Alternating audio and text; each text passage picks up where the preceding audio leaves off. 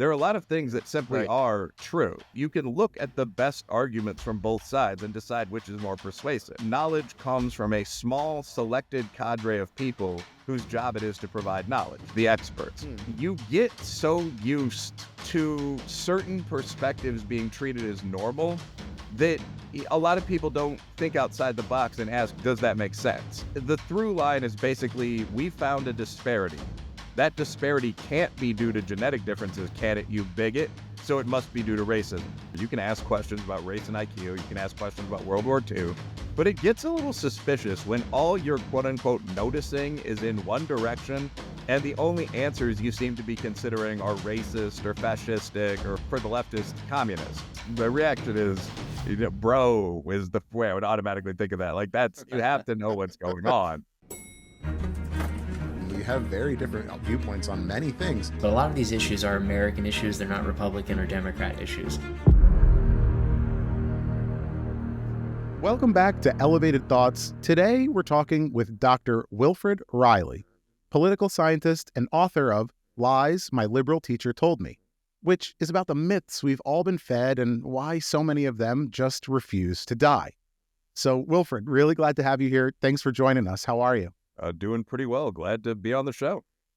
Yeah, man. Well, thank you for coming. Actually, I first came across your work when I saw you in Am I Racist, the Matt Walsh Daily Wire documentary. Okay. And I have to say, his ridiculous liberal, dare I say, get up, it really had like everybody kind of shocked. And I have to imagine, did you know that was coming? Did you know that was Matt Walsh? Or at what point did you know? Well, I mean, yeah, I clearly knew it was Matt Walsh. So, I mean, I'm a right-leaning, writer and consultant. And so I watch the Daily Wire shows sometimes. And when I was in the environment and he walks in with the wig, it's like, well, that's clearly Matt Walsh wearing a wig. And we both have done a lot of media before, so we're just very deadpan about this absurd interview that we did. But they were reasonably honest about it up front. I mean, in that sort of Christian, like, technically not lying sense. I mean, they contacted me. They asked if I wanted to work on a project about DEI. And the first outreach, I mean, I was aware it was a company that was affiliated with the Daily Wire to some extent. I mean, Nashville number, all that kind of thing. When we came out there, the whole thing was really professionally done. Like, they rented out part of a warehouse, and it wasn't done under DW or, Matt's personal brand. It was like something like Equal Sign Productions. I forget what the thing was, but they were in one of those kind of creative spaces where you had a slushy bar and computer repair people and all this stuff. And then there were all these clean-cut looking kids, herding me and a couple other people to one of the back studios. And I mean, I had strongly suspected what was going on, but they hadn't gone through all of the details. We'd negotiated a fee and that kind of thing. And when I was there... They didn't put it on the screen for you, I don't think. I'm sorry?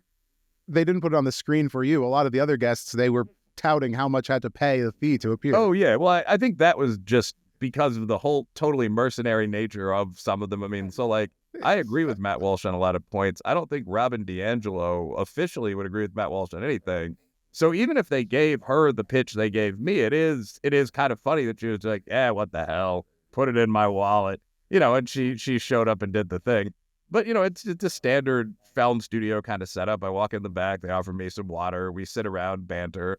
And then this guy walks in, and he's actually a pretty good actor. He had the whole routine with the fake name, and he had actually gone through diversity training, so he had his card as a certified DEI instructor. And he gave this thing to me, and I think I did some joke where I gave him one of my business cards, and I was like, hey, you look pretty familiar. But we were talking, and then it was just straight deadpan. He asked all the questions about, aren't there tens of thousands of hate crimes a year? No, there were X number, and I think 15% of them are hoaxes. And we kind of just point by point knocked it out. Yeah, it blew me away. And like you said, the deadpan nature was just so great. Tens of thousands. You're like, no, it doesn't even register. But so that was about your book, Hate Crime Hoax, right? And when did that book come out? Well, Hate Crime Hoax was my first book. It came out, I believe, in 2019, and it was kind of a lucky accident. So there's a random story where Lil Wayne, the rapper from Cash Money Records, is talking, and he says, I think that being upper middle class, and this is actually really good advice for young men, but is the product mostly of hard work. I'm not going to do his accent, but almost anyone can go to the army and get out and go to community college and then go to dental school, just work. But being rich is very often the product of luck. So he was describing some of his advantages, like I'm a great natural MC and so on. But one of them that literally cracked me up was, and my stepfather is Birdman, who owns Cash Money Records. And it was like, well, yeah, I can see that, being a little boost over the finish line. You have a recording studio in the basement. So it's kind of the same thing with this. Like, I had decided to write the book on hate crime hoaxes several years back. I had looked into the topic, and I had found that there had been people that had tried, like the excellent independent researcher Laird Wilcox, and they'd kind of hit this wall of just refusal to talk about this controversial issue. I mean, Laird's book was canceled, as I recall. And I had personal experience with some of these crazy cases in Chicago. So it had been a topic on the back of my mind, and I have a background on pretty elite sales floors. So I was able to just reach out and without an agent, get the phone numbers and emails for people in publishing companies and just call them and say, hey, I don't want to waste your time, but I'm a professor at one of the state universities. I have this topic in mind. Do you want to schedule a 20-minute Zoom or whatever? And Regnery, of course, is a big conservative publisher. Loved working with them.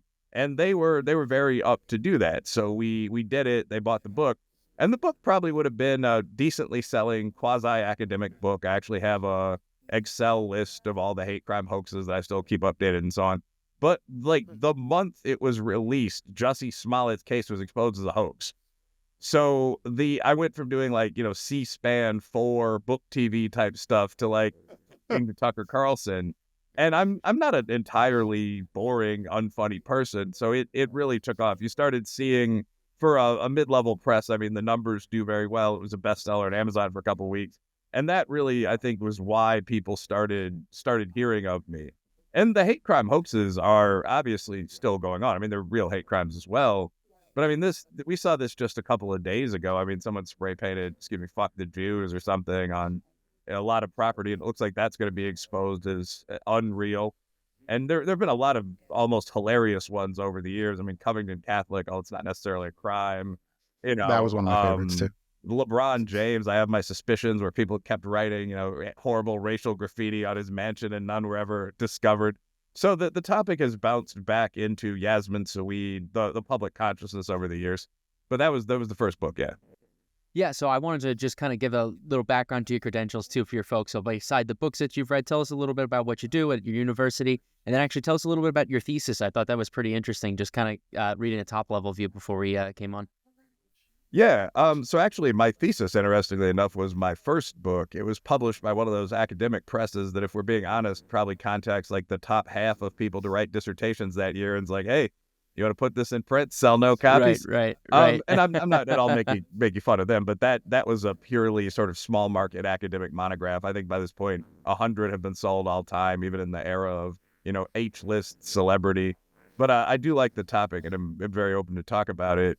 But in terms of my background, I have a law degree from the University of Illinois, and I have a PhD from Southern Illinois University. And I actually am a pretty standard working academic. I mean, I think I have a dab hand with the books, and those go out and they get some attention. But I mean, I'm currently an associate professor, I'm not even a full professor, of political science at Kentucky State University, which is a absolutely standard state U, except for the fact that it is a historically black college. So the second state U in Kentucky was established as something like the Kentucky Coeducational College for Negroes, and it's been a heavily black institution since then.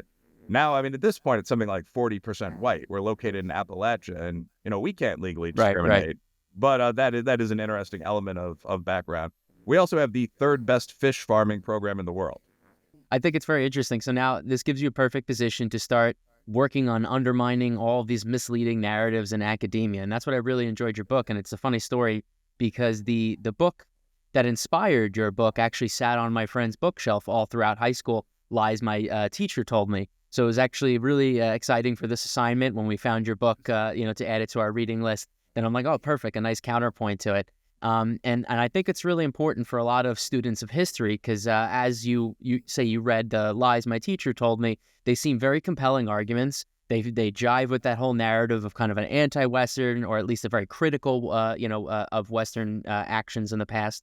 But then when you look at kind of the history and you look at the facts and the figures and the journal entries, the primary sources, you realize those narratives are not as set in stone as some of those authors would like you to believe. And I think one of the first two big ones, I think, right out of the book is, I grew up in high school, right? The Red Scare, the McCarthyism panic, that was a big one. And then particularly how, Western or especially American slavery was uniquely brutal, more so than any other instance of history. And I mean, let's tie it into how everyone's, all men are obsessed with Rome. Learning about Roman history is rife with, brutal, savagery and slavery of all different kinds. Yeah, no, those are two of the topics that I think a good number of people have focused on. I mean, that's a really interesting breakdown, actually. Like you had thought this about American history, then you read about Rome or any other major culture historically, and we're like, well, maybe not. So actually, a quick comment on my thesis. My thesis, which you guys asked about, was kind of the start of me getting interested in the extent to which really prevalent narratives were bullshit. So at Southern Illinois University, like one of the things that's part of the PhD program is this intensive training in quantitative methods with people like Tobin Grant. So, I mean, you have your state out, you go through regression, predicted probabilities, time series, like pretty advanced analysis. And I did this and I did pretty well at it. And I used these tools in my dissertation. I use them now, obviously. But when I did this and I started looking at a lot of the stuff that was popular in kind of the bottom half of academia, a lot of the race stuff, but also that was just extremely influential in kind of the public intellectual world. The New York Times would run a big article on black v. white wealth disparities, for example, or this kind of thing. It struck me that they weren't doing like the simplest of the adjustments that we learned how to do as grad students. So people would say, well, and this has gotten a little better, but not much. Like people would say, well, black men make 80% of what white men do. What terrible racism there must be. And it would just strike me, well, at least at the mode, the average black man is like 25, 27 now. The average white man's 58. What impact does that have? Tom Sowell pointed out years ago that 55% of the black community, as versus something like 12 or 14% of whites, live in the South, in the Black Belt states. And whites and blacks in places like Southern Alabama have very comparable incomes, but how does it affect the black income that half of the community lives there? Test scores, like we're getting a little better, but the black SAT is under 950, whites are at 1100, Asians are at 1240. So when you say which is crazy, good job Asian Americans, but when you say like, how are black people doing income-wise relative to these other groups, you have to adjust for the fact that you're looking at a population that's still 150 points behind on the board exams. So anyway, that struck me as really obvious. And the dissertation looks at one of the first kind of great examples of this kind of thing. So, I mean, in the early 1990s, Queen's University professor Andrew Hacker, who's an interesting guy, by the way, I don't think he meant this to be taken as seriously as it was, but asked a bunch of his students how much they'd have to be paid to be black. And there are some elements of humor to this because, I mean, you're talking about like Irish and Italian guys in Queens in 1990, but the average answer is $50 million. Oh, wow. And he used this as an example of sort of the value of whiteness in our, privileged, racist, sexist, speciesist, etc. society. And it became really, really famous. It was one of the most widely cited academic articles of certainly the period when I was a graduate student. And the problem was that he didn't ask any black guys how much they'd have to be paid to be white. Basically, like there was no control. He didn't see, is this just general prejudice or is this whiteness having some kind of unique value? So blah, blah, blah. For my dissertation, I actually asked about 2,000 people across all the racial groups how much you'd have to be paid to change your race, your sex, sexual orientation, religion. And I create this whole kind of John Rawls original scenario where you could do that because, I mean, you can't. But what I found is that if you view that as a measure of racism at all, and I've said this before, I'm not sure I do, the most racist group would be old Asian men. But I mean, among large groups, African Americans were a little more prejudiced, a little more in-group identified than whites. Hispanics, less so. But everyone demanded a substantial amount of compensation to make any kind of core changes to themselves. So like the whole idea, the whole thing, like we've proven white privilege, turned out just to be wrong. And that kind of guided me forward, like how much of this other stuff, like if you gave a scale of 100 questions designed to measure privilege to people of different races? What impact would race have as versus social class? And my impression was always almost none. And I mean, from preliminary results, it looks like that's true. So I became interested in this kind of thing. It guided some actual academic research, but also, I mean, the books in the background are based around similar narratives, like how many incidents of racial violence are there really? And without being glib about this, how many of them even happened? So that was book one, and I kind of went from there. So admittedly, Intro to Research Methods and Design was a class that I had to take twice. Okay. It is not an easy subject matter, especially, if you're not well versed in it. And I like to say that I was getting a degree in psychology, so I don't blame a lot of folks, for not understanding a lot of that jargon. But I suppose that's kind of a big impediment to a lot of these conversations, right? Is statistical illiteracy, if you excuse me. So how have you kind of witnessed that? And I guess that kind of leads into a lot of these misunderstandings of these narratives, is because most folks don't have that understanding. What kind of other experiences have you had there, I guess, in the course of your research and writing some of your books? Well, I think that almost the basic model that's used by people who I don't always think are being honest, because a lot of these people are at least as good at root methodology as me. I mean, guys from Harvard doing this. But one of the basic actually, I mean, you can be an idiot and go to Harvard, I don't know. But anyway, like, one of the basic arguments that's made by almost anyone who argues from kind of a woke frame is just, the through line is basically, we found a disparity. That disparity can't be due to genetic differences, can it, you bigot? So it must be due to racism. That's the theme of entire papers, where people will say something like, we found that 99.6% of white babies that are born to white mothers live through the first 3 years. I believe that's the figure. But only 99.3% of black babies born to black mothers. So we found racism. That's the core of almost all of these arguments. Like, there's a difference in income or arrest rates or something like that, and they don't really go any deeper. I mean, so I've encountered this hundreds of times, and I mean, I think my response would be in almost every case, and there are now a lot of people that, like I said, are at least as good with the numbers, like Roland Fry are doing this, but in almost every case, what you have to do is adjust for the things that vary between the two groups that vary in terms of the dependent variable before you can see whether the variance on the DV is due to bigotry. So, I mean, like with whites and blacks, I mean, it's almost always going to be age, region, test scores, crime rate. And if you find something, a residual after that, you've probably found racism. And I do sometimes, but most of the time you don't. And I mean, in some situations like hiring, you're now seeing things almost reverse. In fact, I'd argue where it's not necessarily easier to get hired as a well-qualified upper middle class white guy into most fields you'd probably want to work in. And it's kind of weird that people keep insisting that it is, because I mean, affirmative action has been, the pachyderm in the room for 70 years, 60 years now in the job market. So it's a complex picture that a lot of people really intentionally oversimplify, I think.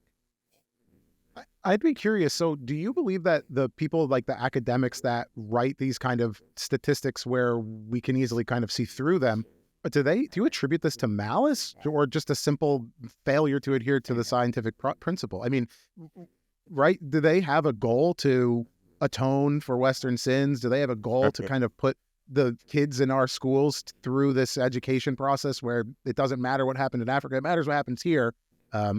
Or is it malice, or is it just ignorance? I think that for some, it's pretty intentional. I mean, when I look at the research on gender identity, for example, and I read people like Jack Turbin, like, I can't think it's a coincidence where people will say something like the regret rate for gender transition is 1%, but the surveys are conducted at the gender doctor that 40% of people have fallen out of contact with. The reaction is, bro, is the way I would automatically think of that. Like, you have to know what's going on. And someone actually got in real trouble the other day on the internet. They were a board member of one of these groups like WPATH, and they said, well, my estimation, just looking at clinical notes, would be that the detransition rate's got to be around 30%. I mean, certainly if you're talking about social transition or hormones, you just don't see people walking around who are trans-identified at 27 that were doing that at 18. It's just obvious. And she gave some figures, and people have been attacking her from the left and also to some extent the right for days now. I mean, hopefully the tweet's archived somewhere. But I mean, so that I think is that's just probably malice. I think another thing though is that you get so used to certain perspectives being treated as normal that a lot of people don't think outside the box and ask, does that make sense? So in an article for National Review, I mean, this isn't an academic piece, but I ran some very simple models and I said, like, if you adjust for basic things like the job people pick, there doesn't seem to be a gender gap between men and women at all. And that's not in wages. And that's not original to me. I mean, the business boys and gals over at a pay scale said the same thing, I mean, a couple of years ago. But the response from feminists was, well, we should assume that men and women pick different jobs because of sexism. So you shouldn't adjust for that. So you see that very often when people say, well, aren't you missing this very obvious thing that closes the gap? They'll just fall back and say, well, according to, Bell Hooks or whoever, that thing is also driven by racism, sexism, et cetera. And I mean, that's usually probably not true. I mean, just genetically, men are a third larger than women. We have 8 times as much testosterone. We're often a little dumber, at least on the verbal boards. We can't have babies. We don't like childcare. And I don't think that's social conditioning. You find it with rhesus monkeys. I mean, on average, I mean, you guys may love it. Well, you're talking to 2 newborn dads, and our wives are right behind those doors, so we have to be careful. But no, we love childcare. You'll love it. Nothing changing in diapers, just amazing. But I mean, and congrats, guys. Thank you. Yeah. It is actually amazing. So surely some of it's malice. I always like to give people the benefit of the doubt. Sometimes it's ignorance until it reaches a point of willful ignorance when you are presented with certain information and then you refuse to accept it. But I think one of the perfect things, and you highlight in your book, was the narratives around and I mean, it kind of ties into a little bit everything, but one of my favorite sections was the whole narratives around the atomic bombings and justifications. And perhaps it's a very emotional subject matter, so people think that you're trying to defend the usage against civilians when it's merely just trying to understand what the main characters of the story, what information they had at the time. One of my favorite podcasters is Dan Carlin. And that's what critique he often makes is that folks of today, we like to use the lens of today, the values of today, and put that upon the folks of the time before without the information that they had or certain evolutions of thought. And that's just not fair. And then I think also, too, it's important to realize is ignorance of it because I think the atomic bombings are a perfect example of it is, yes, they were tragic, destructive weapons, but I think people forget the fire bombings of Tokyo and Dresden and how horrific those were. So maybe you could tie into a little bit for that for us, for the discussion. Yeah, so one of the chapters of the book is me quoting all these people saying it wasn't, and then saying, the use of atomic bombs to end World War II was obviously a good thing in objective logical terms and in moral terms, if that's how you prefer to analyze. And I think, first, that's very defensible, even in terms of today. First of all, I think most moral rules are bullshit, that they're just made up by people.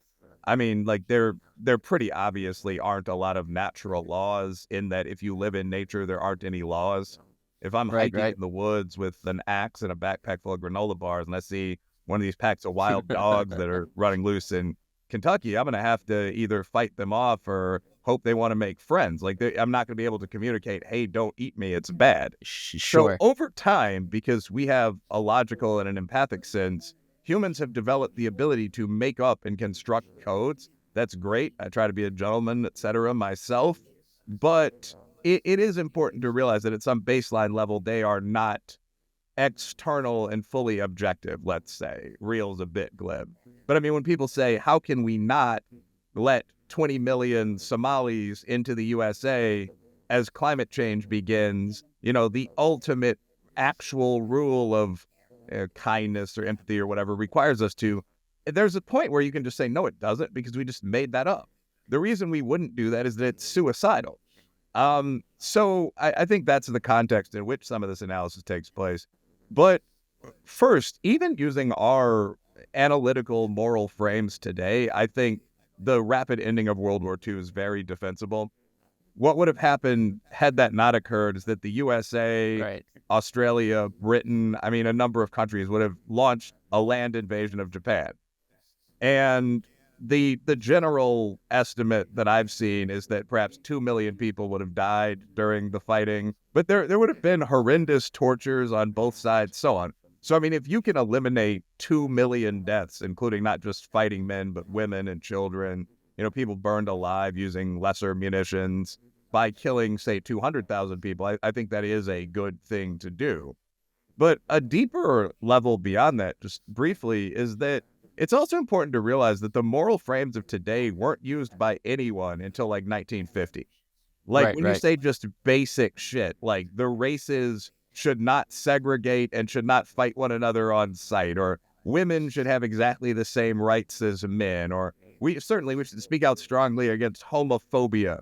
Anyone, including very powerful female members of the old women's circles and so on in historical Europe, everyone just would have looked at you like you were a complete lunatic if you're babbling this fuckery at almost any point. I mean, the Geneva Conventions were ratified. A simple way to put this, the right of conquest wasn't eliminated from international law until after Hitler. It was 1946 or 47, I think, that you started seeing that no longer being treated as just a precedent rule. So when you say, well, the USA committed a lot of atrocities during World War II, our opponents were the Nazis. It makes no sense to isolate out modern Western culture among all the cultures in the world, the legendary Zulu warriors, the cannibal Maori, like all of these other magnificent but brutal people, isolate us out and then say, well, by dorm room standards from 2019, we were abusive. Everyone was. Like, you have to then look at how our opponents would have fared by the same standard. How feminist were the Iroquois? Actually, the Iroquois were pretty feminist, but how much torture did they engage in? So on down the line. And most woke critique of Western culture simply consists of isolating out the actions of Western states, almost always of white leaders within Western states, by the way. You never even see very powerful actors like the Buffalo Soldier subjected to this. But like white actors in Western states face modern dorm room analysis, and inevitably they're going to fail. But that would be equally true for the leaders of the Bantu migration, which brought, my genetic group down from a small iron-using fringe in Africa through an entire continent, where they annihilated every other group of people that lived there. That'd be equally true for the Aztecs, the Mongols. So I think it's important to keep that in mind. In one sentence, you can say Thomas Jefferson or General Patton was a bloodthirsty savage, but you can't say that those men were bloodthirsty savages and like Shaka Zulu and Montezuma were inspiring indigenous leaders. The later two guys would have probably eaten you if they wanted to war with you. So that is something to remember. I love your term that you're using, dorm room analysis. I have never heard that, and I think I'm going to use that now for college level academia. But Sounds good. The other term you use in your book a lot is serious people, right? When the analysis of serious people happens. So on this theme of World War II and Hitler, actually, and I know you're active on Twitter, so I'm curious if you've seen this pervasion, I'll call it. Yeah. The gentleman who does the Martyr Made podcast, Daryl Cooper, he went on Tucker Carlson and basically made the argument that, well, Hitler wasn't the antagonist of World War II. That was Churchill. And that's become more and more. You mentioned Candace Owens in your book a couple times too, and she's been like doubling down on this to say as well that it's almost, dare I say, like Hitler apologists. And I'm curious if like this is similar to what you're doing, right? It's a devil's advocate kind of stance to look at nuances and try to bring other points of view to light.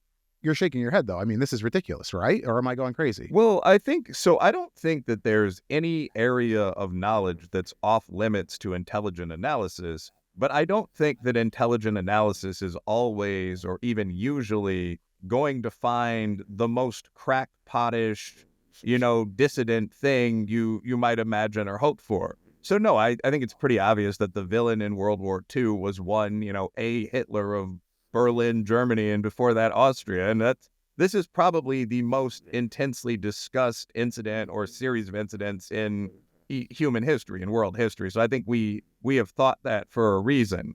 And I think this is true in across a range of different disciplines, by the way. So this isn't my field of expertise, but I'll sometimes discuss race and IQ. And my opinion is that it's not an evil, unsayable idea that there might be small differences in genetic potential between human populations, but the argument that these are larger than small or mid-sized and that we have any sort of definite idea as to what they are seems pretty nonsensical. So one of the edgy boy things you see a lot on Twitter is people citing sort of old and frankly very bad data. I mean, the first data sets from, Lynn and von Hanen 25 years ago, and making claims like the tested IQ in India is 73. That's the real potential of those people. I don't know if you've seen this, if you follow this debate. No, thankfully not. Yeah, but so there's quite a lot of it. Basically, my opinion would be that's complete bullshit.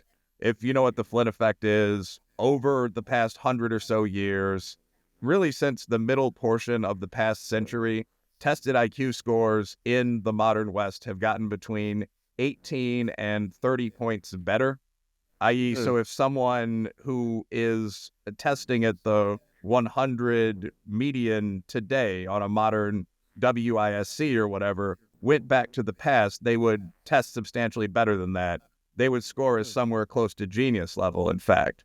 So I think it's pretty obvious that things like training and study time and diet, do you let girls learn to read, all of that kind of thing impacts this. And so I got kind of on a sideline there, but it's the same thing I feel about World War II. You can definitely look at the war, you can re-examine its causes, but I mean, Hitler very openly stated on multiple occasions that he wanted to take over most of Europe.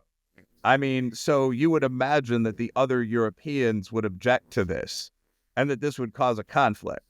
I mean, Churchill, for a significant period of time, again, I'm not a World War II historian, but was fighting basically alone against Hitler, did so very heroically. I mean, you've got the Battle of Britain. The Germans are sending warplanes over London every day in what we would today consider totally unprovoked fashion.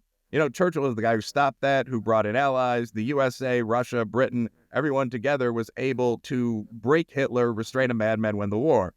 Should the USA have then kept a tighter rein on Soviet communism? Yeah. But it's impossible to argue, because Hitler wouldn't have conquered all of Russia at any rate. It's impossible to argue that having the Nazis on the European continent alive and well, probably along with the Reds, would have been a good thing. I mean, if nothing else, I'm not a racist, so it would bother me that the European Jewry, I mean, a population of 10 million people or something like that, would have been exterminated. So that there's no way to paint that as a good thing. Can I say one more thing about this?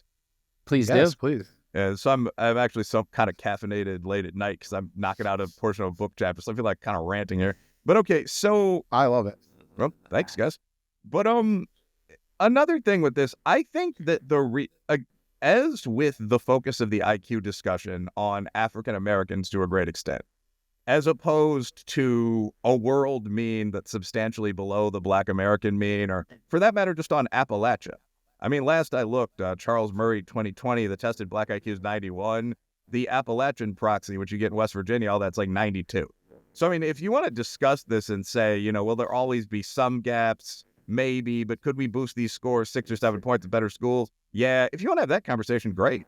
Like, I'd totally be there for that. But I don't think that's why someone with the Twitter handle rapist Hitler 1488 is talking about this topic and is only talking about Black people.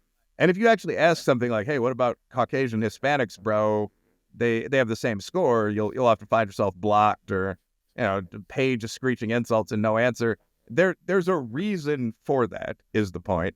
And I think we see this with World War II, too, because the core goal of a lot of the people that argue that Churchill was the villain of the Second World War, or that America was the villain of the Second World War, their claim is that the world got worse following the Second World War, that things would have been better if Hitler had won, that Western civilization is collapsing. You see this shit all the time, like Cleveland has fallen. It's a video of like a white guy and a black guy in a fist fight.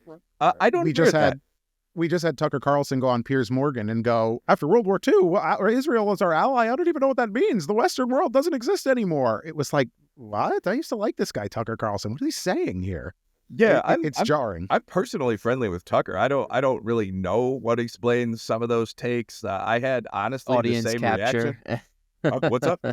Audience capture is my opinion. That there's probably a lot of truth to that. I mean, without just getting too deep into Tucker's situation, you see this a lot. I mean, again, no beef with these people, but the Weinsteins come to mind with this, where you have these two like very sober academic scientists, and brilliant. I mean, as I understand, he was pretty close to Nobel level in his very specific field, like the brain filaments of mice. But this caliber of people talking about social issues, and then gradually you see a shift toward broad discussion of almost everything and a lot of engagement with the people, on the other side of the screen. And, at some level, writing a book pays maybe $20,000 a year in royalties. Like, you got to make more money than that. So that audience is the big funding source for a lot of people. And if that audience is saying, what about the Jews? What are you going to answer the JQ? What about the Hebrews? I mean, I've seen the sideboards on these right-wing pages. It's crazy. You sometimes might jump into a little bit of that, or into just absurdity, like Candace Owens devoting a 3-part series to the idea that the French president's wife is a man. I thought that was a joke. A leftist friend, I was making fun of the media, and she said, well, your media is worse, and shot me a screenshot of this, and I sent back, well, that can't be true. It can't be real. And then I looked it up, and it was like, episode 2, evidence of a penis. Like, the whole thing was there, and that is driven by the people paying the bills. Yeah. It becomes a little naked for me when you saw on the Joe Rogan episode when she got pressed on climate change, or rather her lack of belief in it. And it's just, she really didn't have any defensible position. She's never done her own research, but however, it's that edgy take that really, gets her audience riled up. But then there's folks like Tucker Carlson, again, this is my opinion, I think he's smarter than that. I think he knows exactly what he's doing. So I think he's just playing up the character, because you could see his transition over time. But I think we were touching on a good point before that is one of the notes we had from your book. And how awful colonialism is, and if all this European and Western civilization was never around, the world would be such a better place. No, obviously that's not true, and I think it ties nicely also too is questioning your institutions, but not in such a destructive way, right? So there's certainly issues, Great Britain's actions in India, but at the same time, there's a lot of metrics that did improve with the things that they brought to the continent. Yeah, I think that's a good way of introing it. So once again, it's important to realize that until 1954, I think that's a good year to use. That's when the USA desegregated. In the South, if you saw a member of another race on the street, you weren't expected to fight him. The Geneva Conventions had now been in place for 4 years. The right of conquest was removed. Last evidence of it in law, I believe, was gone by the year before, 54. But prior to that point, again, nobody followed the contemporary upper middle class rules of decorum anywhere in the world. And that's the thing to keep in mind with colonialism. So when you say, well, the whites would simply go over to other countries and fight a war and they would take them over, my first response would be, well, what do you mean the whites? Like, I'm very into African history as black, not low IQ businessman. And I mean, like, the Bantu migration overall, there's a great line in some book, I think it might be The Washing of the Spears, but before the migration of the low medieval iron-using black tribes south, Africa was populated with the Khoi people, the San people, the small forest dwellers, mislabeled pygmies, enclaves of what were known as coastal Caucasians from the Middle East. They go through like 8 or 9 groups. And then they say, after the Zulu and such passed south, it was not. And that was it. That was the entire summer. And it was sort of like, 20 million people or whatever died. That was the way of things at the time. Although now we feel with some accuracy that we moved to a better way. But, the Ethiopians on the same continent, legendary warriors and conquerors going back to Aksum, and so on down the line, Mali, Songhai. And this pattern was repeated everywhere there were people. The greatest conquerors in history actually weren't white or black, obviously, in my opinion. They were, Genghis and Subutais Mongols who took over, you might correct me on 1 or 2 of these, but Mongolia, China, India, Russia, Persia, the rest of the Middle East. Then they came up into Europe, and I believe the Great Khan got syphilis or drank himself to death or something. It was an embarrassing death for a warrior, but they had to cart him on his horse back for this 3-year-long Mongol funeral. And that was it. Like some barmaid somewhere probably saved, Europe east of the Teutonic Knights from annihilation. So everyone did this sort of thing. The whites did it pretty well. I mean, the British Empire was even larger than the Mongol Empire at its peak. They had boats, I will say. Subutai didn't. But it's a little weird, once again, to criticize only white imperialist expansion and not the 80% of imperialist expansion going back to Sargon of Akkad that had nothing whatsoever to do with race. Now, last thing, but once we accept, well, at this time, this was a time of warriors, everyone followed the right of conquest. So you move the moral argument that colonialism can never be justified off stage. The next question would be, were the white external conquerors worse than the internal nobility or another group of brown, in most cases, external conquerors? And the answer very often was no. In Lies My Liberal Teacher Told Me, I mean, I talk about the states that became Nigeria and Ghana. And the British were certainly, they were racist to some extent. They were brutal in battle in those areas. But the alternative would have been the Black Sokoto Caliphate, with these sort of legendary wild horsemen that even gave the British a tough time. And it was the largest slave trading empire in the world at this time. So had they taken over the same countries, there would have been none of this, bring master a glass of tea. It would have been just put these shackles on and march toward the desert. Like entire cities would have been leveled, entire population sold into slavery. Very Roman, to use a Western analogy. So most of the people in those areas, if you read, for example, the story of Baba Otero and so on, preferred the Brits to the native alternative. And I think there's massive evidence of that. That's not a debatable proposition. It ties over perfectly to one of the other chapters, right, where you say the same exact thing about the Native Americans. In fact, you had me laughing in the opening of that chapter when you said we envision them as dancing around, and I'm thinking to the preschool or the daycare where we took our kid around Thanksgiving time, and yeah, there were the settlers and colonials and the little turkey hands you make, and it was all happy-go-lucky, but obviously we know that's not the case. I actually felt like that one chapter maybe in the book, I felt like maybe that one's come to roost. Like we kind of get that now. We kind of understand the history. We've seen enough of it now. So I guess I don't want to go off track here, but I wanted to ask you kind of like a more open-ended question. So a lot of times, and we went down this rabbit hole on our podcast where we interviewed a couple archaeologists and anthropologists who talked about their belief that the theory of finding the lost city of Atlantis is rooted in white saviorism and this. Okay, see, so very interesting, because what happens is on Twitter you'll find, and we're kind of like put ourselves in the middle of this one, the pseudo archaeologists and then the archaeologists fight. And what they always say on the side that wants to hunt for Atlantis and wants to hunt for these ancient answers, they're constantly tweeting that, oh, the swastika is picked by the Nazis, must be a special reason. And for me and for a lot of these anthropologists, they see that as like a dog whistle. And for the people on the left, they go, or not the left, the people on that side say, well, we're just asking questions. We're just raising the point. So my reason for asking this is, at what point is just asking questions, is just getting a little bit more nuanced? At what points are we like, come on, guys, you're doing what you're doing like we already talked about. This is a whistle. Why are you doing that? Right? You get what I'm asking? Yeah, no, I absolutely do. I think the ADF actually has a pretty good kind of response or solution set to that, where they say there's nothing wrong with asking any questions about anything. And this is what I said earlier. You can ask questions about race and IQ. You can ask questions about World War II. But it gets a little suspicious when all you're quote-unquote noticing is in one direction about only one set of topics, and the only answers you seem to be considering are racist or fascistic or for the leftist communists. And I think that's what you very often see, like the IQ thing again. I mean, right now, the tested IQ for Hispanics in the USA, I think, is 93, blacks 91, Appalachians 92. If you just said that and said, like, hey, let's help poor people, nobody gives a shit. Nobody's upset by that. If you focus only on the black figure and lie and say it's like 78, and then start posting memes, gorilla-looking black people trying to walk into the Shire, I think people kind of know what you're doing.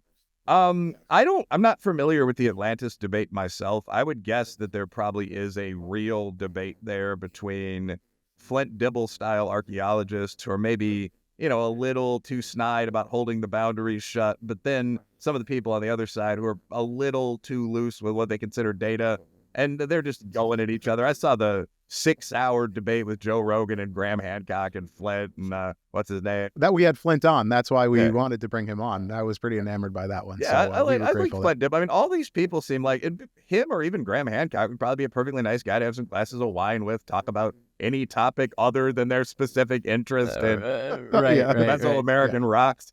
But I mean, so I can understand the frame of the debate. I do notice that I started to scoff a little bit when you brought up white supremacy, because that's such a boogeyman. Right now in the Yeah. modern academy, there are 8 or 9 things you can say to shut somebody down. You're not recognizing native experiences. That's white supremacist. That's not feminist. And I get this a little less as someone who's known to be like a center right bro who teaches at a black school and thus is sacred. But you still see it in the papers. Like, I don't feel like you're honoring women's experiences in this article about World War I, Riley.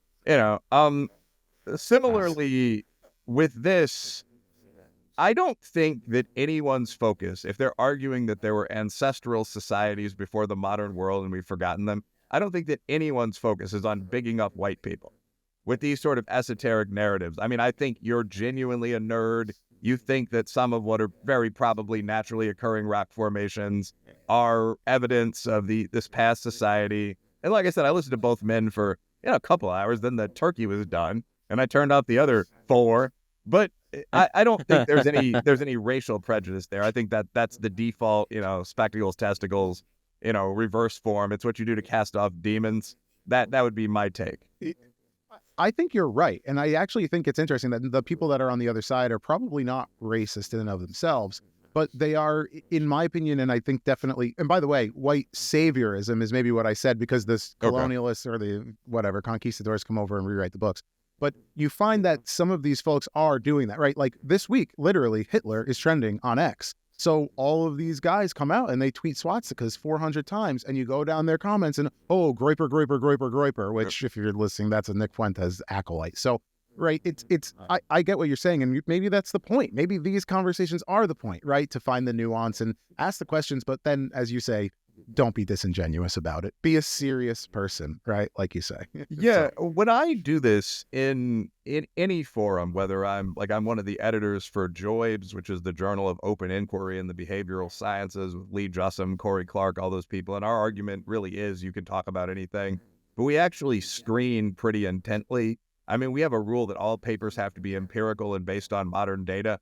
So you can't get 400 reruns of Lynn and Van Hanen, or from our left side followers, you can't get like a feminist inquiry into my vagina, the petals, a discussion, like this kind of stuff. You have to actually go out and do a modern survey. And myself and Lee and a bunch of other people who do them will look through it, see if it's good.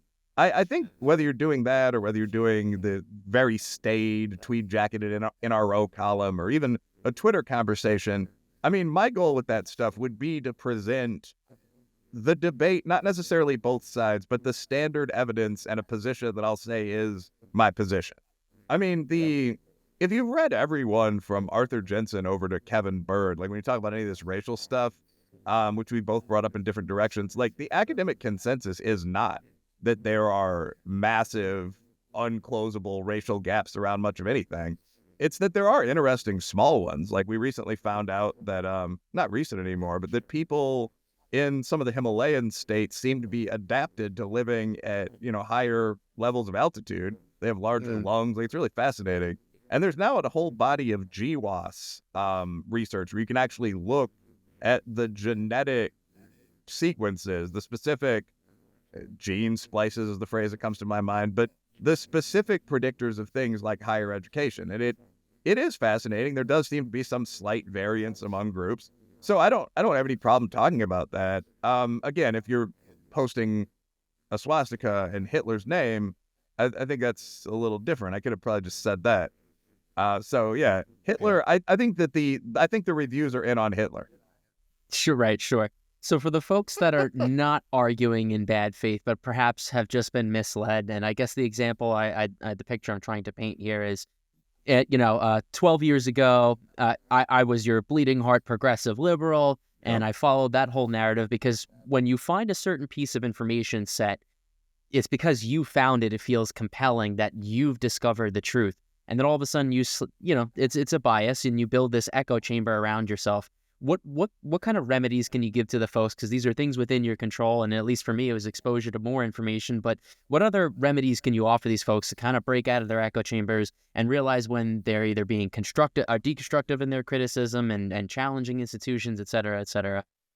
I think that like I said, I went to law school before grad school, and I think the adversarial process is actually pretty good when it comes to this kind of thing. So, I mean, I would recommend just looking at multiple different opinion and information sources that openly disagree with one another. And you'll find two things. One, where they agree, because, I mean, the Supreme Court, for example, something over half of all their opinions are unanimous. There are a lot of things that simply Right. are true. So what the New York Times and the Wall Street Journal agree on, or the New York Times and Fox, is just going to be fact. And you really shouldn't question that fact too much. I mean, you can if you want, but that's probably true. Like, we probably did see more illegal immigration under Joe Biden, that sort of thing. Right. Right. The second level there is that you can look at the best arguments from both sides and decide which is more persuasive. And often, one thing that's interesting is that it's not that one person is right and one person is wrong. It's that people are arguing along parallel tracks, and you can decide which one is more appealing to you. So, for example, following Black Lives Matter for the 3 years when people were still paying attention to the movement, we saw two things. One is that police shootings of unarmed people, not just blacks, declined by more than 10%. This was in cities that had a BLM march. It wasn't nationally, but it was a notable result. The other thing, however, was that murders overall increased by more than 10%. So we saw a surge in murder in 2021, I believe, over 20,000 again. I don't want to misstate that, but it was a 1990s rate of murder for at least a year there. So you saw these two things. Like, one, the cops are a bit better behaved. They're not whacking thugs over the head, if we're being honest. They're not shooting people who probably deserve to get shot. Like, you have a knife out, you've committed some felonies. Okay. On the other hand, because of that, because police stops are pulled back, because police are going all in only when they have true probable cause, you see this surge in homicide deaths. It was Steve Saylor, another one of those kind of unsayable scholars, but he was the one who pointed out that there was also an increase in car wreck. This is something I'll give him full credit. I've never seen anyone else say this. Like, he just looked at the death by homicide. He's probably using CDC Wonder, the database. And then he looked at death by fatal wreck in the same cities. And what you see is that when the police stop rate decreases, not every crime goes up, but sort of every public civilizational offense does increase. So people were driving faster, people were driving drunk more, and people were hitting each other more. So do you consider the better behavior of the police, if that's the term for it, to be important enough to justify more people dying? I don't, actually. I think I would much rather have the police shoot 50 felons a year additionally than to have 2,000 or 3,000 more actual taxpayers killed or run over by vehicles. But people could differ on that. And that's what you'll often see, that kind of dichotomy, when you're looking at two real sources. Yeah, it reminds me of the conundrum that you can ask ChatGPT is, would you use one racial slur or would you allow an atom bomb to fall on the continental United States? And it says, well, both are very damaging. Listen, we're in Black History Month right now, and I've been noticing you're tweeting a lot about him, and I am ignorant to who he is and what he's done. Can you help me and our listeners know who Thomas Sowell is? Yeah, Thomas Sowell is sort of a gray eminence on the right. I mean, when people ask, well, who's a right-wing scholar on par with, X on the other side of the fence? First of all, there are quite a few by this point. Fryer certainly would come to mind. But Thomas Sowell has always sort of been the answer to that. Thomas Sowell is the guy who wrote Basic Economics, which for quite a while was one of the undergrad economics intro books, if not textbooks. He wrote The Vision of the Anointed. The Vision of the Anointed is a fascinating book because it argues that there really are two perspectives on how people get knowledge. One, which is more common among liberals and the urban intelligentsia, and he presents data on this, is the idea that knowledge comes from a small, selected cadre of people whose job it is to provide knowledge, the experts. The other perspective is that knowledge comes from almost market processes like dating, where people figure out general things that work, like women like aggressive but not abusive rich men. For example, as something he says in passing in one of his books, it's just obviously true, but you figure this out over the course of thousands of years of delicate interplay between millions of people, and that's then recorded in codes of law, books of religion, lists of wives' aphorisms, like all these sources that he notes.